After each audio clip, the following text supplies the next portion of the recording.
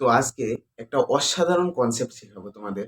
সেটা হচ্ছে টেট্রাসন আর পাওয়ারের মধ্যে পার্থক্য কি। টেট্রাসন টেট্রাসন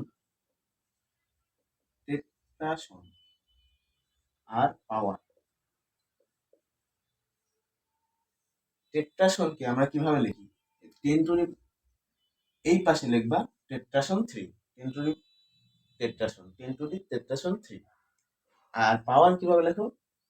ten to the power three. এখন এই দুইটার মধ্যে পার্থক্য কি? এই দুইটার মধ্যে পার্থক্য হচ্ছে যখন এই পাশে থ্রি থাকবে এটা হচ্ছে টেট্রাসন। এটা মানে বোঝায় টেনের উপর টেন, তার উপর টেন। ঠিক আছে, টেট্রাসনের মিনিং। আর পাওয়ারের মিনিং হচ্ছে ten into ten into ten. বুঝছো? তিনটা টেনের গুণফল। আর এটার পাওয়ার হচ্ছে টেন, তার উপরে টেন। এটা হচ্ছে টেট্রাসন।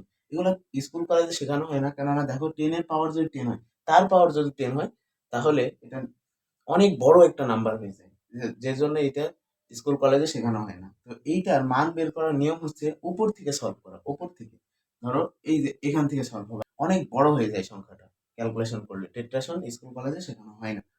আর এই যে ten to the power three, এটা আমাদের সব ক্লাসেই শেখানো হয়। Ten to the power two, এগুলো আমাদের সব ক্লাসে শেখানো হয়। এখন টেট্রাসন যদি টেট্রাসন ফোর হয়, তাহলে এটার মানে কি? Ten to the power ten, তার পাওয়ার টেন, তার পাওয়ার আবার টেন। অনেক বড় সংখ্যা। আবার দেখো যে টেট্রাসন অফ থ্রি, এটাকে কি করবা? থ্রির পাওয়ার থ্রি, তার পাওয়ার থ্রি। টেট্রাসন কনসেপ্টটা আশা করি বুঝতে পারছো।